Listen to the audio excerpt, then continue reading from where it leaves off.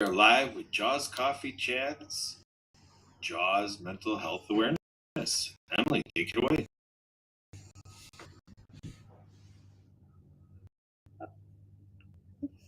I did my things backwards. But welcome to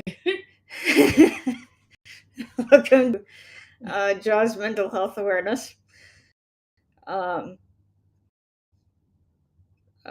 which is a part of the World of Ability Podcast Network.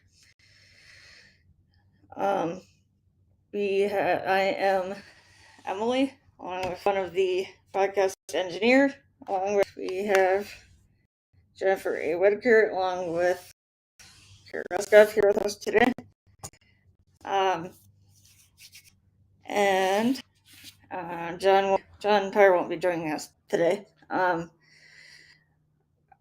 I would encourage everybody to check out all of our social media pages and groups on LinkedIn and Facebook and other social media channels or wherever you found us. And so I'm going to pass it over to Jen to get the show started today. All right, then. Welcome, everybody. Thank you for tuning in. And like Emily said, please be sure to subscribe or like our channel and share forth. Today, I found an interesting timing. Is how I was telling you and Emily was telling you and Kurt about how in the week of Christmas, the 26th or 27th, like a day or two following actual Christmas Day, that I came down with COVID.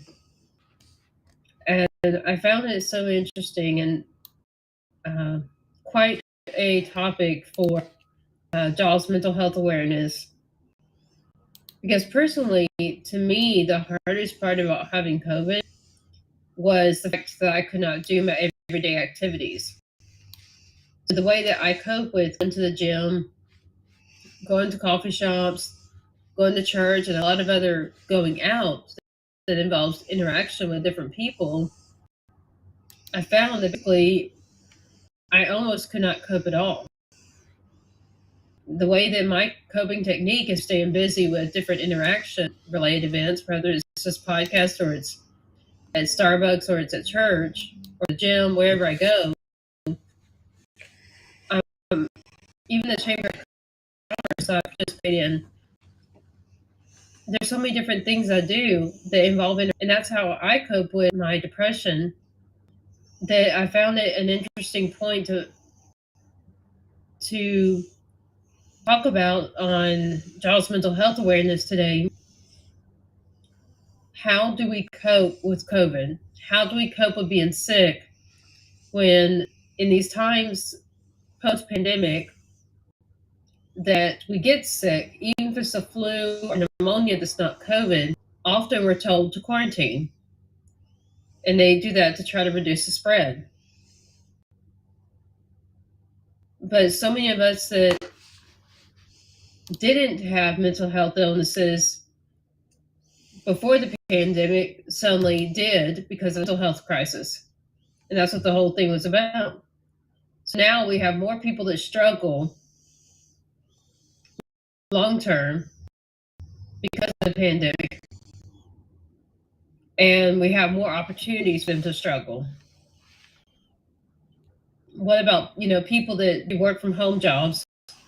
And so instead of interacting with their coworkers and boss when they go to their office, they don't interact with people at all. But all this is to say that we're in a world where it's easier to get cooped up, locked up because of whichever condition, COVID, the flu, whatever, that we end up having to quarantine. And when we have to quarantine, that adds to some people who interaction with other people, do like accounting or something, where they're always on the computer and they're not socializing, that we have more opportunities modern day to get depressed or anxious or possibly even struggle with other mental health illnesses just by being a part of society with the world that has changed so greatly.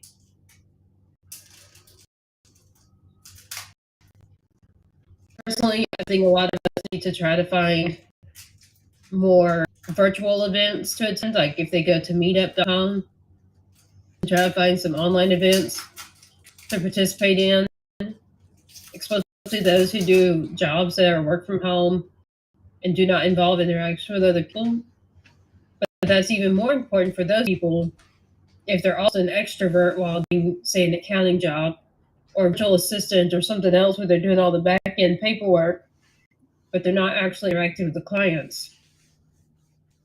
And that's more common when you have one of those type jobs and you're part of a major corporation in corporate America than that is with a small business where they would probably help contact clients and so forth, the owner in a small business. So that's what I'd like to point out today and focus on is the need of coping when you're in your own home or some other place where, like say when I was at the hospital this weekend getting my EEG for 3 days. I couldn't even get up to take myself to the bathroom because they're afraid I'd have a seizure. That's just how it works in that unit, monitoring you for seizure activity. So they don't allow you to get up without someone taking you to the bathroom and someone helping you wash your hands and helping you do every little thing. And so to me, that was easier to get depressed than just being in my own house because I had zero independence. I couldn't even go make myself a cup of coffee. I had to ask either a nurse or one of my parents to make that. All over my head, and they were plugged in the wall. So I was practically on a leash. Right, Kurt? You were practically on what? A leash? A leash. My EEG, all the wires glued to my head. Oh, that way, yeah. I suppose you would. Yeah. Yeah, and it was plugged in the wall at the other end of the wire. I was on a leash. Yeah. You were. That's how they keep you. Yeah. Well, but that's why, like, going to the topic of being in the hospital sometimes is more depressing than being, in my case, at my own house, quarantined when we all caught COVID. Because, and that I couldn't even take myself to the bathroom or make my own cup of coffee because I was on a leash. I couldn't even get out of bed. And so, a lot of us become depressed if we lose our sense of independence, even if it's a small bit of it. Especially those of us who already have some kind of mental health illness. So what do you have to say about all this I've been talking about for the last so many minutes? Well, I'm hearing conversation about, activities. We're talking about church and gym and navigating through our day, through our schedule. We definitely know that for many demographics, scheduling is a challenge, like, say, people living in chronic pain. I sure tell relative had to teach me that holidays and whatever, lion's share of the population presumes that the holidays are that joyful, commercialized type perfection, for everybody. And, that's not the case. And for some even dread the connection. And I build that up to contrast that with knowing that the greatest healthcare crisis known to humankind is social isolation. Now, it becomes a customizing thing, because everybody's different. There are some who do well, whether it's certain folks living up in Alaska or maybe some of the Canadians that are really out there in the wilderness territories and because you see these documentaries where people are making their periodic journeys into, a township where they can get what they need, and then they come back to be by themselves, or maybe married couples are out there, out in isolation. So everybody's different, but Don't you think that's part of being with crisis? Because we were all locked up, whether we were extroverts or introverts. The lockdown during the pandemic, and there's a lot more people like us working from home, and some of them, like bookkeepers or admin assistants or virtual assistants, work remotely. But if they're extroverts and their job doesn't involve action like what you and I are doing now, they would be more prone to struggle with the being locked up, and especially if it's a corporate job that's remote. And so they tell them you have to work this time to this time, and you're only allowed this 15 or 10-minute break. I mean, I think that's the key, is that, we're kind of getting into this space where a person is not, allowed to do what they would prescribe for themselves to do. It might even have to do with physical injury or something like that. Like we were just with a personal trainer who, twisted their ankle and whatever, twisted their limb, and so the stuff that they're used to doing is just not happening because now there's a few weeks of recovery. So you run into all these logistics, and I think it's the idea of self-actualizing or self-efficacy, that we all want to have what we want to do be what we can do. So, like, I volunteer with a nonprofit. It's called ACAP, Adaptive Community Approach Program, and the motto there is leaving our print community. So that's what the whole service is about, is getting with members who like programs, because the programs are about going out in the community and doing what they want to do as members, in our community. And I think that's where, like I talked about chronic pain. So the idea is that it may be on the calendar to go over to so-and-so's house, but they're feeling that chronic pain, so they really just want to stay at home. But now they have this anxiety around that they're letting their friend down.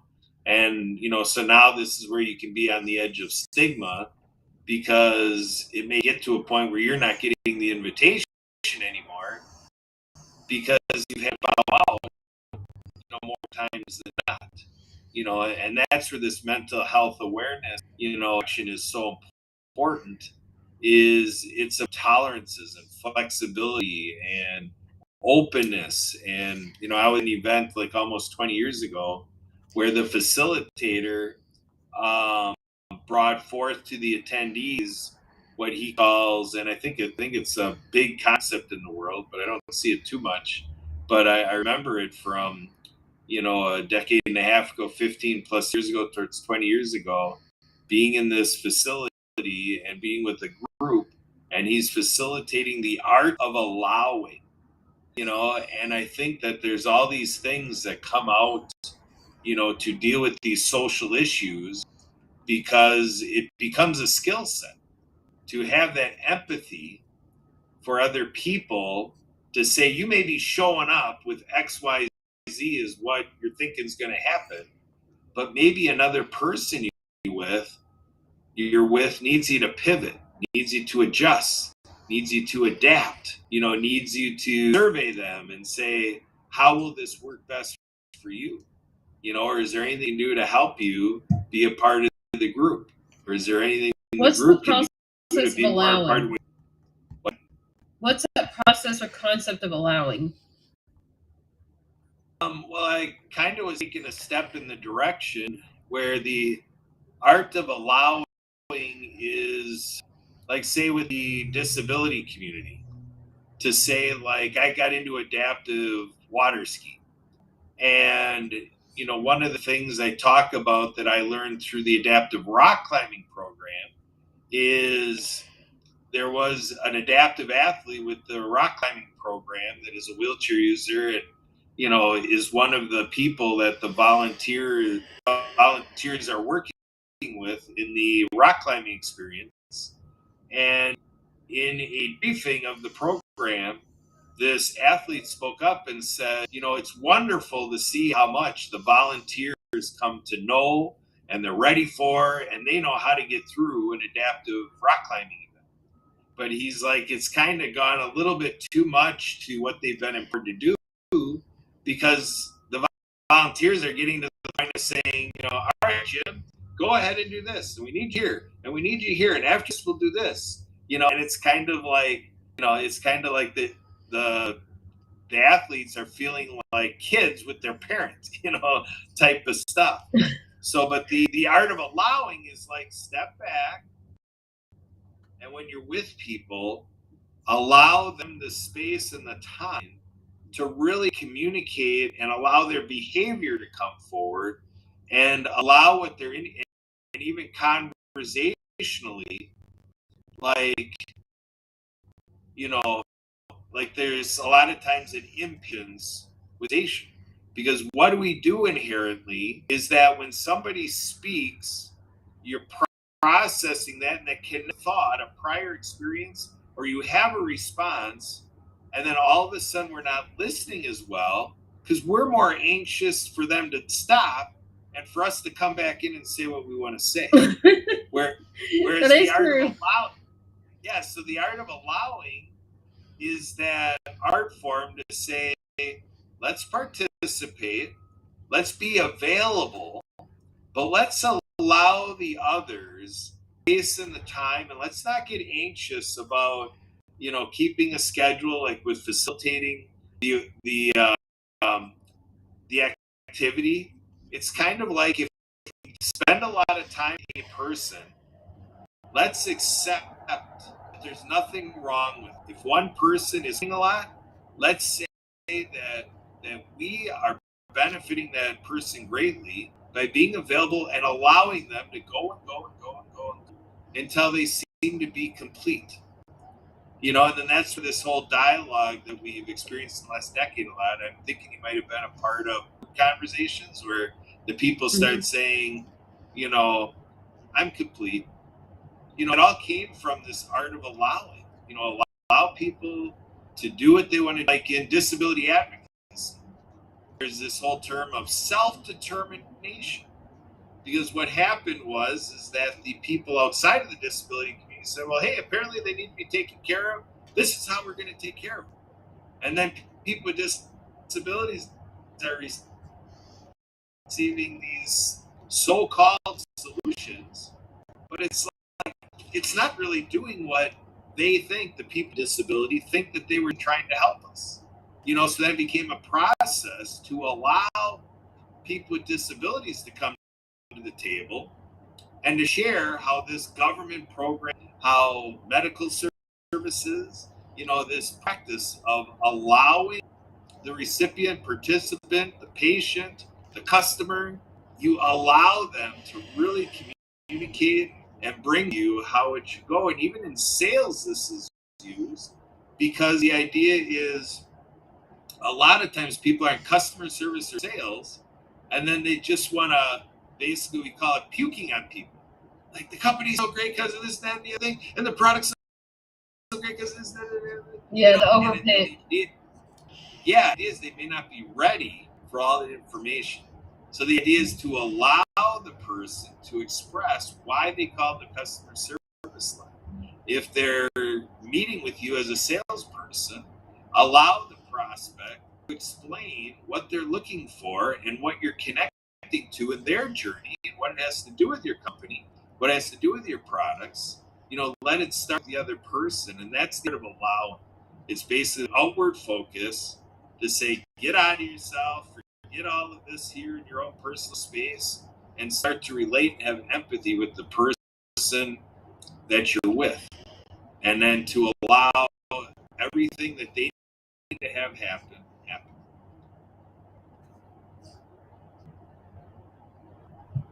So allowing sounds like it has boundaries, though.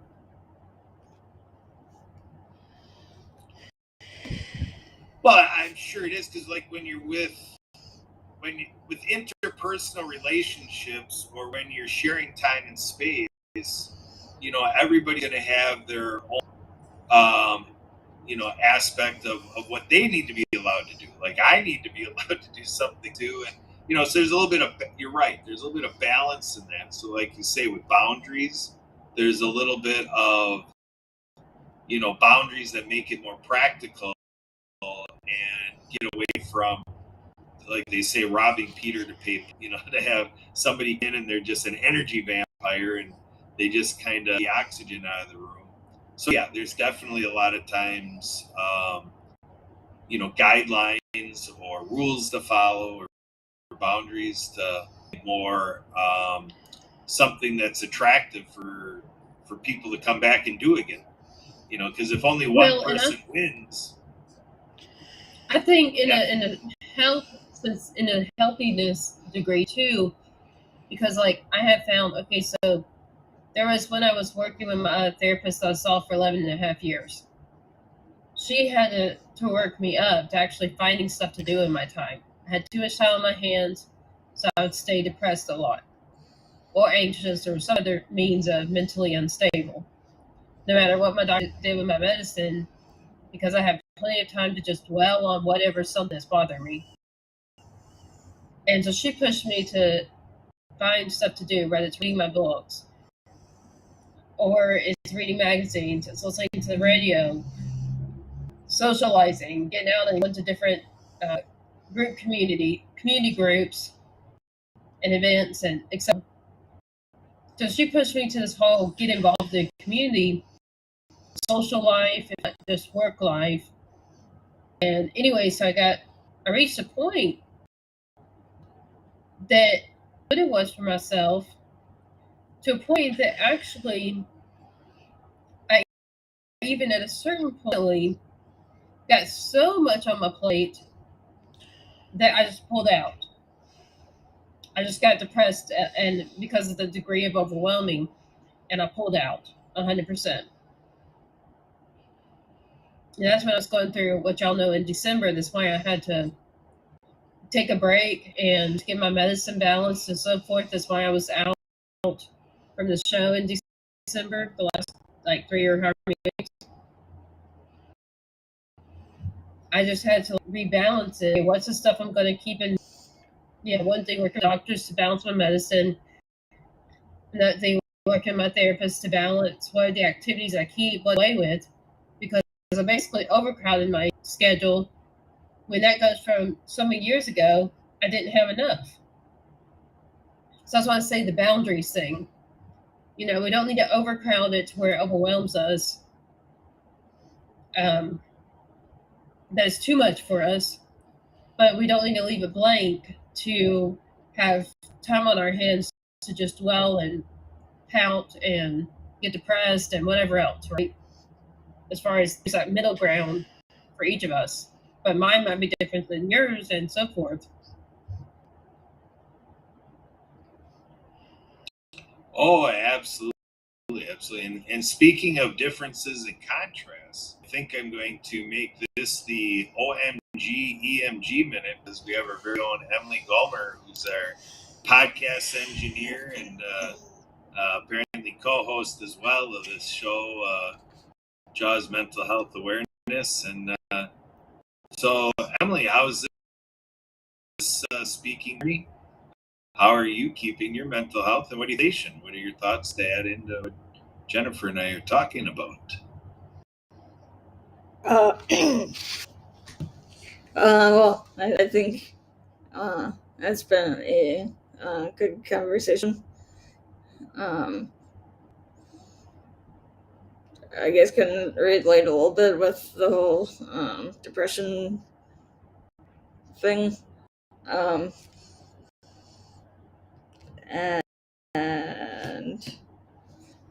the whole needing to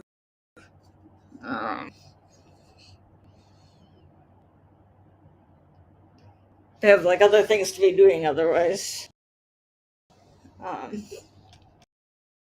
To that point of like I guess to like where you got Jen, and then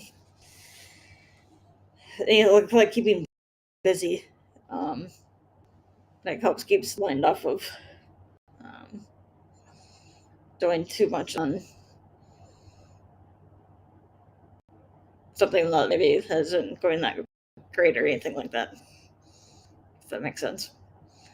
Well, I was going to say, even as busy, you probably stay with all the work that gets put on your plate, metaphorically speaking. You still need a break from it as a time, as we say, right? Mm-hmm. On TV, it's going to have a picnic with friends and family. It's, going to some kind of social event, like a trade show or whatever kind of, but getting out and doing stuff. To do things beyond just working, to have time to unwind in the evening and to have time to just give yourself a break, a day or two off. You know how a lot of people work a 5 or 6 day week, but it's rare that you find anybody who works a 7-day week. Yeah. Because that's kind of like a universal thing, regardless of religion, is that we all need a day off. We all need a break. So different religions call it like Sabbath or whatever, but it's that part is pretty universal, that we all need some kind of time down and off work and a break from different responsibilities to just rest. Uh-huh. Yeah, and very important to try and keep that in check before, otherwise it'd be to a point where not a very good situation for no one either, necessarily. So Right, I know. I'm the same way, where whatever is too much for our personal plates compared to, like, how Kurt and I were just talking about what's the maximum amount of activities I can have in a day versus his may be different, but we all have that certain amount that's our maximum we can take in a day as far as different activities, whether it's work, it's exercise, it's social, it's religious, whatever, but we have the maximum of how much we can do before we just have to rest. They have the universal thing, if we all need time off work, that's, a weekend or not a weekend, and someone who's on a different kind of 5 or 6 day work schedule. mm-hmm. So you saying, like you would say in your case, that you don't have enough activities outside of work? Well, not necessarily. I'm just saying I mean,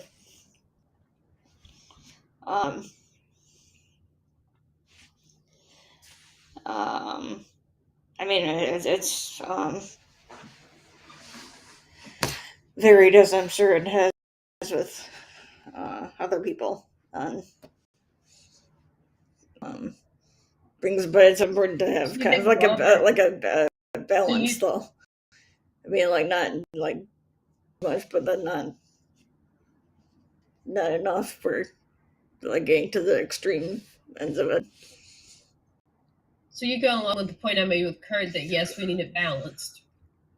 Whatever's the right amount for us personally, regardless of how it compares to other people and how much they can carry. Yeah. Well, I mean, it might vary a little bit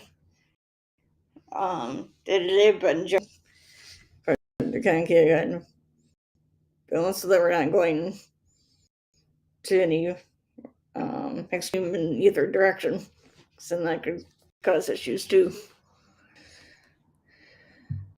Yeah, I was just saying it varies by the person, because think about those who are on disability and they can only work 10 hours or 5 hours or how many small amount of work per week. Then what's a big load for them for work is a different definition than people who are not disabled or may have a disability but are able to work a full-time job, right? Yeah. But those that are disabled or otherwise limited on how much work they can do, that's not a full-time job, they often have time during the day to fill with other activities, but I wouldn't be surprised to hear that a lot of people are like where I used to be, where we have all that extra time that we're not working, and we get down or anxious or whatever because we don't have some time, we don't have stuff to fill our time. Yeah. So we're just focused on whatever thought is bothering us. Yeah. And I say that because that's a common struggle with people with various mental illnesses.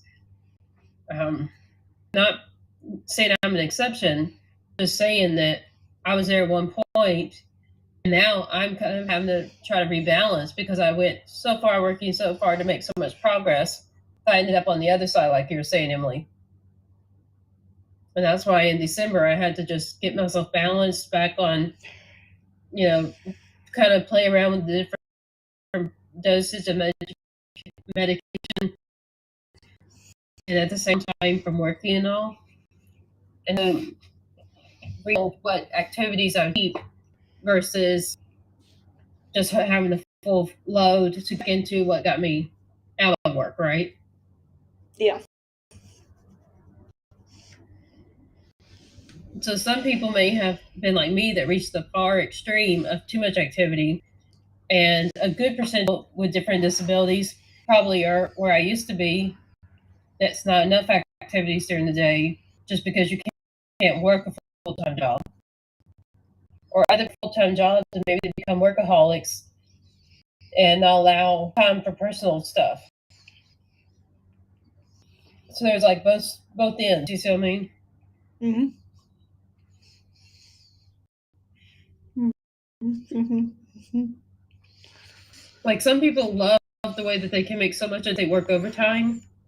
Some people actually become workaholics and they intentionally try to work a 60-hour week or 80-hour week, whatever, because that additional 20 or 40 hours to the regular 40-hour job is a time and a half their salary, whatever's their hourly rate.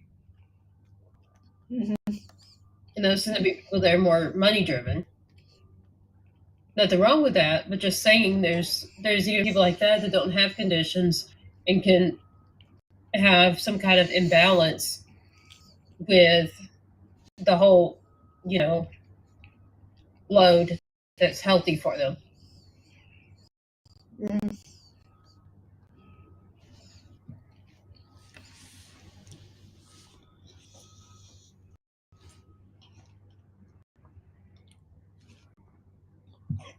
I guess we lost Kurt.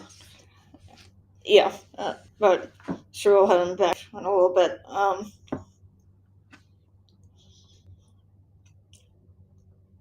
So what would this for anybody who may be wondering, like,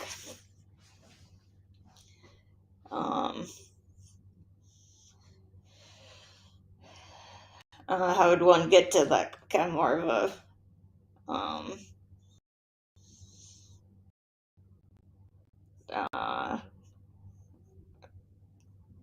a balance if they're more of the extreme? Well, I think in the sense of people who are not disabled but are money driven, and people who are disabled to be on two different ends, but both are unbalanced as far as what's best for that person.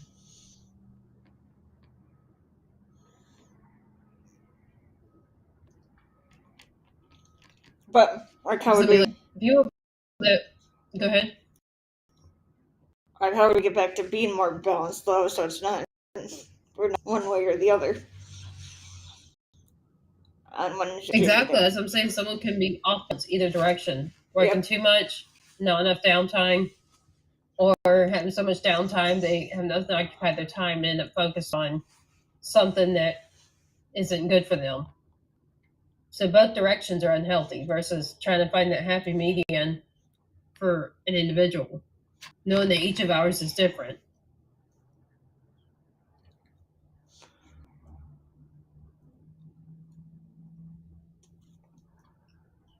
So, like, how did you kind of get back to more of kind of like a balance recently? And you Personally, after I reached the point that I had activities in my day, I had to set priorities on each one. Each one had a priority, 1 through 5. And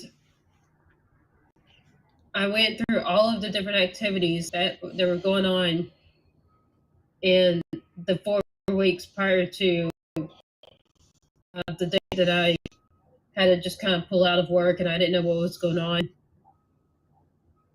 I basically said everything rating 1 through 5 based on how important it was or how healthy it was. Like a 1 would be seeing my therapist or my doctors. Mm-hmm.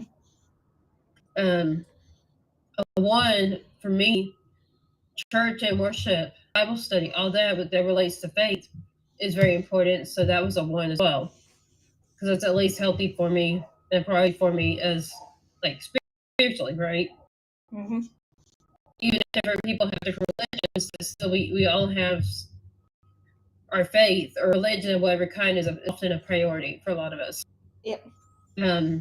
So I put the different things in it's a label 1 through 5, and then once everything was labeled, first I made sure on my calendar I had a laid out schedule of the ones numbered 1, and then the number 2. Now when I got to the 3s, I didn't have enough time to have all my rated 3 in priority my calendar. So the 4s and 5s and the remaining 3 ended up being stuff that I took off my to-do list and took off my calendar, schedule, etc.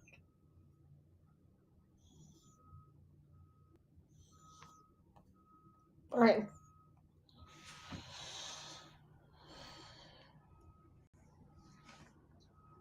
And then as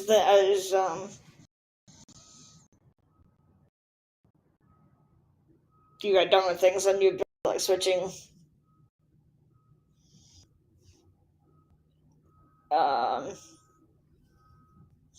what was the word?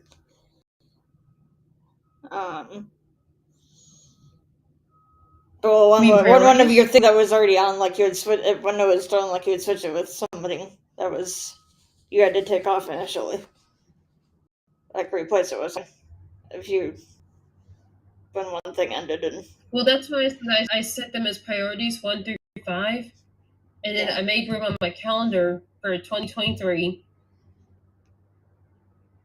for the ones that have the number 1, the number 2, and then when I got to the 3, there wasn't room on my calendar for all of them. So I got what were the most important of what I rated 3, at least in my opinion, most important. And then the remaining of the rated 3 and all of the 4s and 5s ended up being off my calendar for 2023. Yeah, so then they got pushed to like 2024 or something. Or maybe just something that was not, it could be something like that where this isn't the right time for that certain thing. Yeah, that too. Or it could be that just a certain thing was too much and I had stretched myself thin that I know I probably never should really go back to putting on my schedule, because even the task is something a bit too much work. It stressed me out and got me depressed or anxious or something. So there's some stuff where we can react in some way that has to do with our condition. And certain activities just aren't good for some of us. Now, those of me can be different with those for you that are not, that you have whatever kind of bad reaction and you can't handle. Mine may be some and yours may be different. We all have those. And we just have to, balance where we prioritize those that are, so to say, good as far as they bring us happiness, they bring us contentment. And for a lot of people, it produces income as far as generating their livelihood. The ones that are good for us, whatever's the effort, which can vary by the activity. Because like volunteer work wouldn't be good in sense of monetary making your livelihood, whatever's the source of that income, but it makes me feel content because there's a joy in giving and helping. So each person can have their own definition, but we all need that something that's the stuff that brings us joy, happiness, contentment, whatever the positive stuff to be in our lives, but also that the supplies are necessity. Like how if I lose power in the house, well, that's not going to bring me joy doing the wiring, the rewiring, right? Or having to pay the big bill for someone else to do the rewiring or whatever that's why I lost power.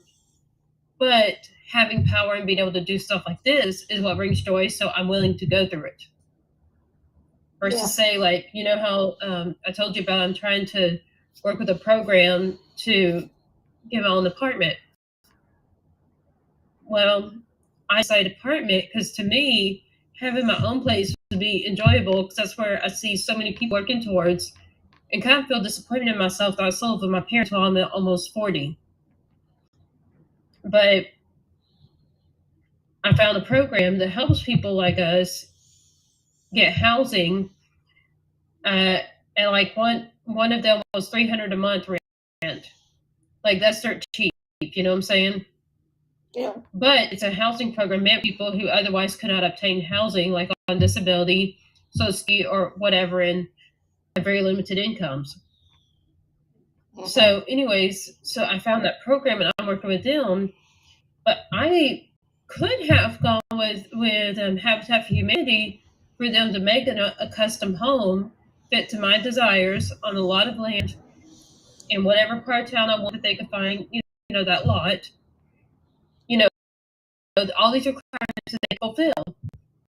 But I knew for myself, going from only having my own apartment in my parents' house to now still have a yard and everything else to manage is too big of a job. So that's why I decided to get an apartment, even though I could get a custom built home. So I was taking one small step at a time, you see what I mean? Yeah.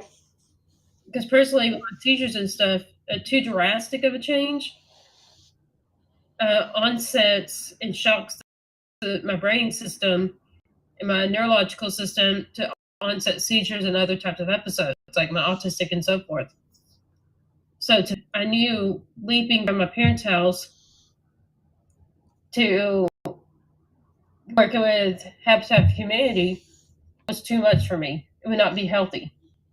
And that's why I chose to be in the middle of a one-bedroom apartment. So small space, easier to manage with a smaller space and less area to vacuum and all the other maintenance. But it was still someplace that would be my own. Yeah. So that's what I'm saying we'll have to do is the design and what is best for ourselves.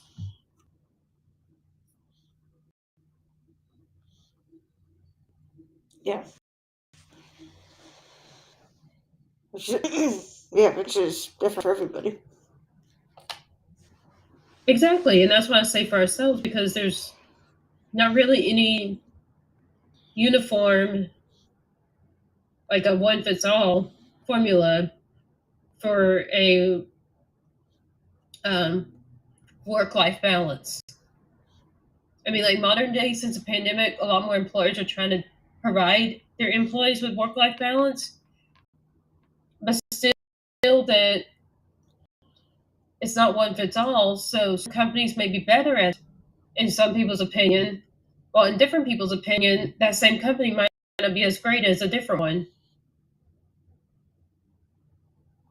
Because what about, say, work-life balance at one company gave us a certain time during the day where we can take a 30-minute nap. Well, with insomnia like I have, where I can only sleep at night because I take a sleeping pill that knocks me out, then a nap during the daytime would not be, quote, fit or, quote, appropriate when I can't even sleep. But say that for somebody else, that's great because they need just a small snooze to get their second wind of the day to take them through the afternoon, evening. But then there's other people that maybe they'd rather that 30-minute break be going to the gym, or even that possibly it's a major corporation that has workout material that the employees are allowed to use during the outside that certain amount of time have to be at their desk doing whatever work that's their job. Yeah. So see, one of those may be better in your opinion, another might be better in my opinion. There's just not one fits all, you see what I mean? Yeah.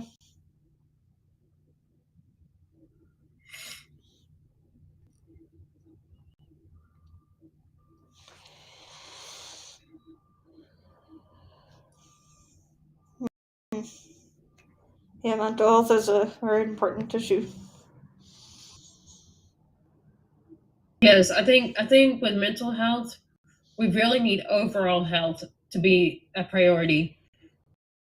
Because a lot of people in America don't exercise, and you may know that the first year that you encouraged me, I wasn't either.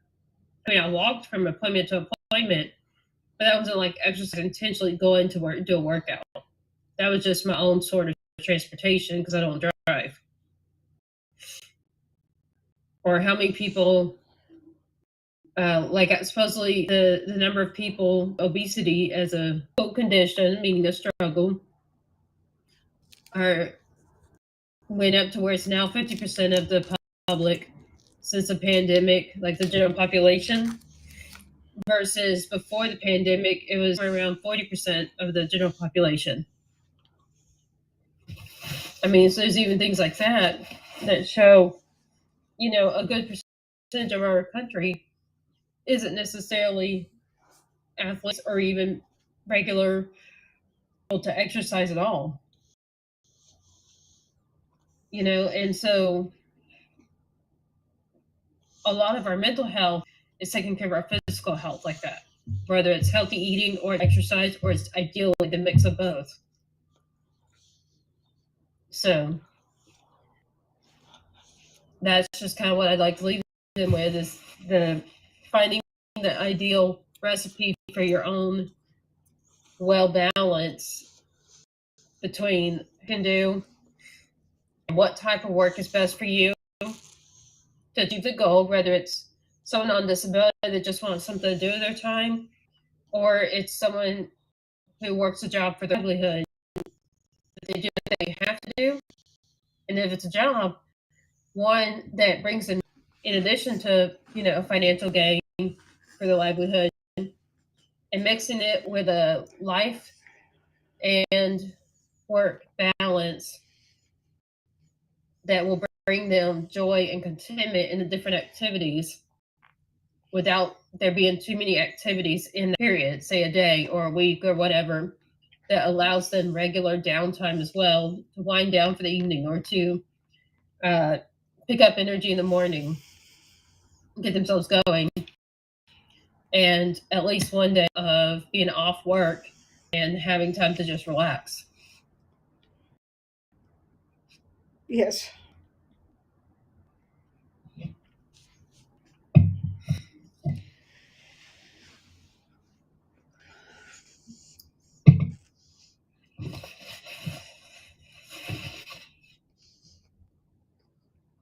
Do you have any announcements? Any announcements?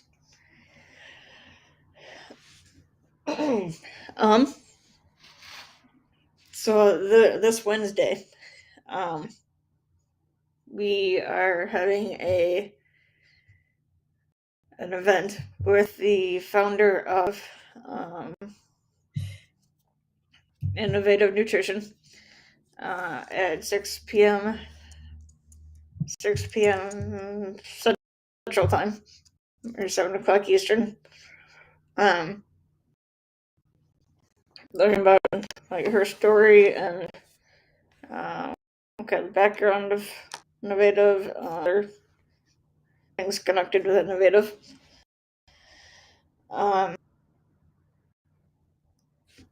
It's going to be Zoom, and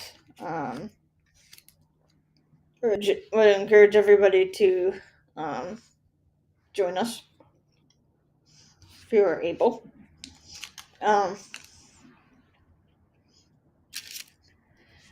And the first week of February, first weekend in February, It is a Festivus event for those of you who are Seinfeld fans. That's going to be on Zoom. Welcome to join us on Zoom. There'll be games and other things going on. So everybody is welcome to them. Also, coming up on March 17th is the International Day of Happiness from 9 a.m. to 3 p.m. Pacific, or noon to 6 Eastern, with speed networking, speakers, prizes, entertainment. So I encourage everybody to join us with that. They're $30 right now, but we'll go up to $40 starting in February. So I'd encourage everybody who is planning on attending to get their ticket ASAP. What's special about this year is that we are trying to break the Guinness Book of World Records of the most people speed networking at one time, which is currently 68 by Belgium in 2014. So if you're looking to help Guinness World Record, to join us for that as well. Jen, do you have any announcements that you'd like to let everyone know about? Yes. I would like to announce to everybody, those who've watched us, we have been going over this a lot, that we are looking for a assistant and a social media marketer, as well as a press release person, and hopefully some kind of different salespeople that can get the books right into stores and libraries and so forth. Whichever position you may be interested in, if any, you can get on our calendar for an interview to be considered for the job by going to calendly.com/Jen's Books and More. So that's CALENDLY.com/JENS Books and More. And we're looking for people to help with those different teams. Those different parts of the team. And in exchange, they will get a percentage share profits that we as a team generate. We all play different roles. We even have some people that do the back end work, but we all together work to produce books, publish them, and get them on a website, make these podcasts, and so forth. So the whole team is working together with the one goal. So everybody on our team that's presently on our team and also would like to be on our team will get a percentage of the profits as their form of compensation.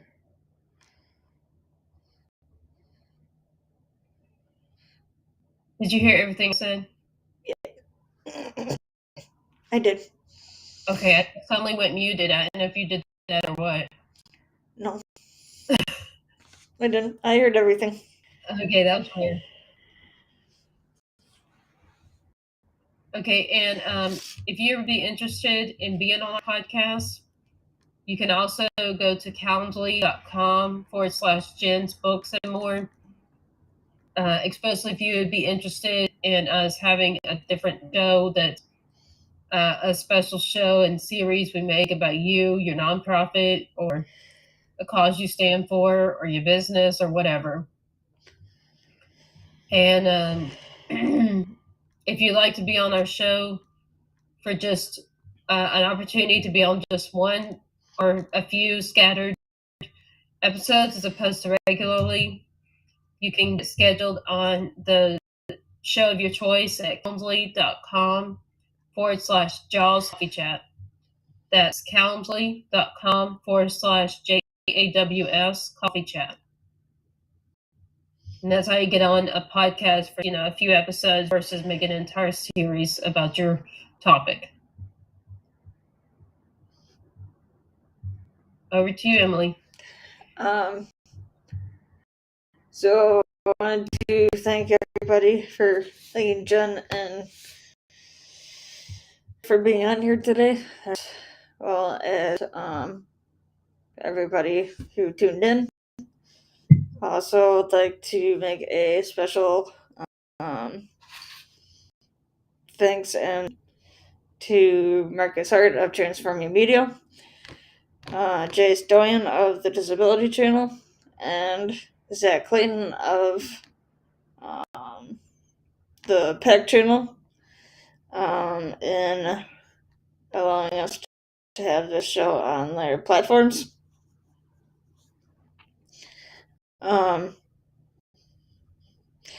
For those of you, for anyone who has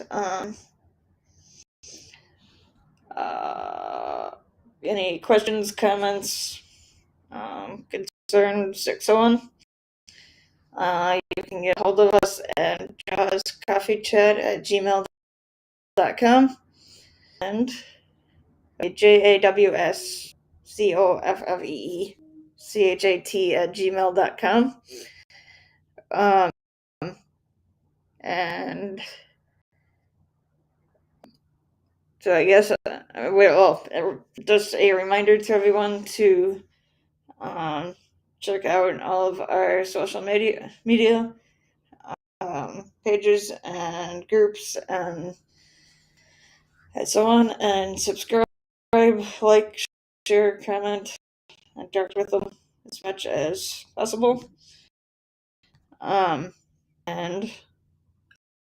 also, listeners, please be sure to check out our website where you can find other podcasts, episodes, or other shows we have at Jen's Books and More, JENNS booksandmore.com. So, as on behalf of Jen, Kurt, and the rest of the World of Ability Podcast Network, we wish you a safe and productive week, and to stay happy.